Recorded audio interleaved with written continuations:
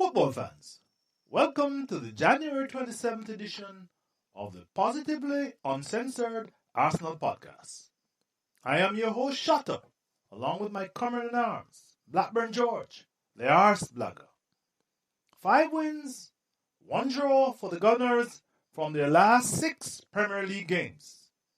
Optimism after Southampton. But is Arsenal mid-table or top table? Stay tuned for more.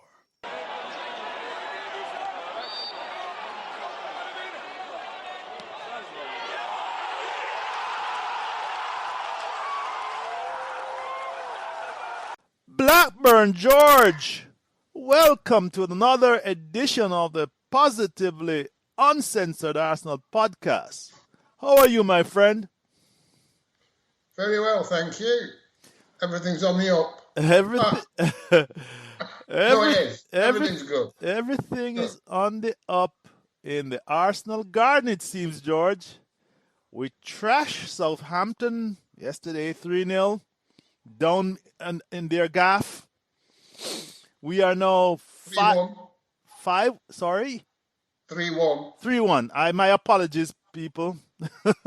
5 wins and 1 draw in our last 6 games.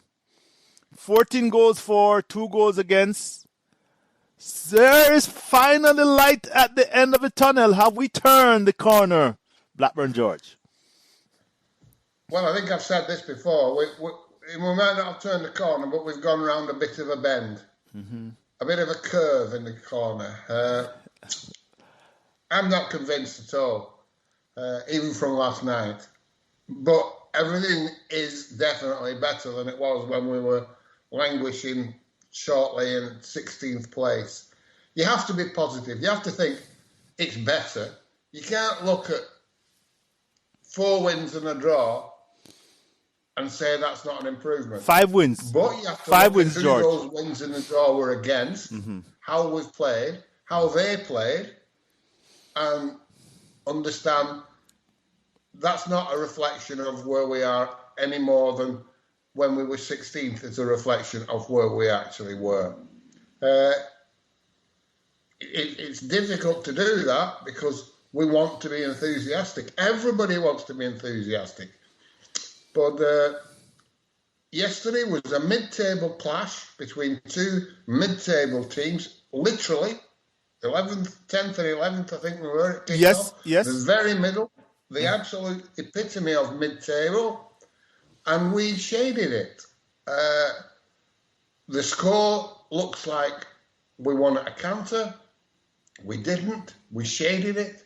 We were better than them in the first half, marginally, and they were better than us in the second half. Although the score, despite the fact that we won the second half 1-0, it could have been very different if they'd taken their opportunities. They dominated us in the second half.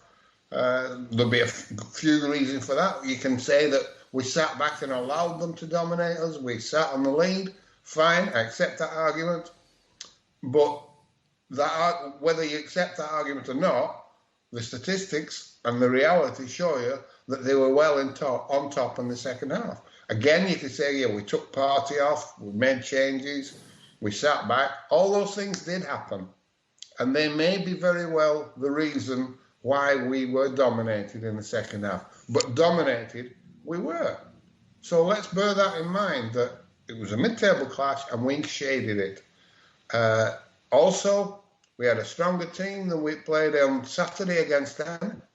Understandably so. Our players weren't fit enough, all of them, to put our best 11 out. But they put the same team out, and they were obviously more fatigued. Except Kyle Walker, Peters, and who is there? I think it is. And Bernard. They're 2 fullbacks, which are the 2 primary fullbacks. Yeah, they were missing those as well. So Ryan Bertrand. Sorry, George. You said Bernard. I didn't really want to give them credit for fielding a worse team, but I suppose they did. Yeah. I wanted to give us credit for fielding a stronger team. But anyway, the fact is that it were 2 middle table teams, and it was a decent performance. was a great result, and there were some fabulous things went on in that game for us, and that was reflected in the scoreline. The reality is the reason we won is because we had three players in Partey, Xhaka and Saka who were better than any players that they had. That was the difference for me. The teams were similar in the work rates. We worked very, very hard. You have to give that. You have to credit Arteta with that. I think it's easy to criticise him when things are going wrong, but you could see there was an intent and effort from all our players, all the game, to be energetic, to press, to close down. So you have to credit, that's what Arteta's looking for, and you have to say that's what he's bringing. It is better than it was on that prior, on that level. So you've got to give Arteta credit as well, that we're quick to bash him. I'm quick to bash him when he gets things that appear wrong. Well, that appears right. It does seem that he had all the players committed to playing the same way, and they all seemed to know what they wanted to do. It wasn't that disjointed press. You know, we're 1 goals and he ends up getting played around because he looked like a mug. Everybody went together. Smith Rowe, Partey, Xhaka, that midfield, worked as a unit. They closed down. And when they got the ball, they were progressive with it. So that was good. That's an improvement. How much of an improvement it is, well, we'll see over the next 5 games. That'll be as much a reflection on where we are as when we look back on the last 5 games. But you can't see into the future. We can only look at what's happened. And the last 5 games is an improvement.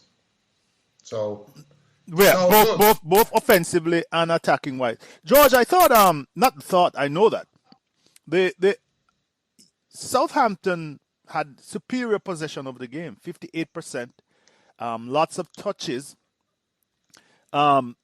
Especially in the second half, I thought they started off very slowly. I'm just talking about them just for a moment to tell you what we're up against, and I think, but their final ball was missing, and it is very telling that their only goal was from a set piece. The corner by Ward-Prowse and the fellow Armstrong latching onto it just within the penalty area and scoring against Leno. But I thought their build-up play and their possession and their ability to possess the ball was significant. But we were very quick in the counter-attack, and as you say, we press, we harass, we would force them to make that extra back pass. But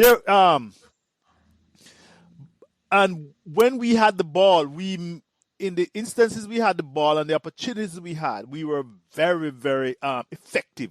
And that's how we scored our 3 goals. Goal number 1, Xhaka's sweeping pass to Pepe, and he scored. You want to talk about that? Goal number 2 was a disaster for them with the goalkeeper coming out. And then Saka scoring.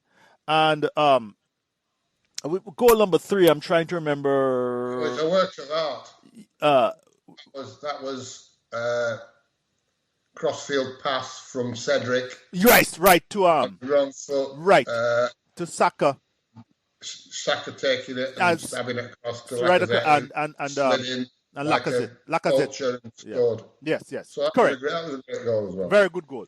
So that is, in other words, what I'm saying is that they had their strengths, but it was, in my opinion, they lacked the final ball, and we were able to negate them being able to come up the middle. And when we had the ball, we were very effective. Is that a fair summary? Yeah, I think so. I think if you look at it from how we criticise games, how we would criticise ourselves, if we were Southampton fans, what would we be saying? Shall we look at it from that way? You're right. If I was a Southampton fan, I would be saying we were very wasteful. Our final ball was poor, and we had ample opportunity to score a lot more goals than we did. Right. I would be being critical of our team rather than praising Arsenal. Right. Which is typical of fans.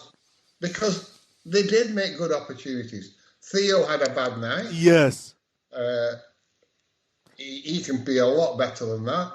That said, he can be just as bad regularly as well, which is why he's probably playing at Southampton now instead of still with us. Yeah. But they did have opportunities. They did dominate us possession-wise, pass-wise. I mean, I think it was 3-1 in the second half for passes. And they created more. They had more shots. They had more crosses. So if I was a Southampton fan, yes, I'd be saying, we had an off night.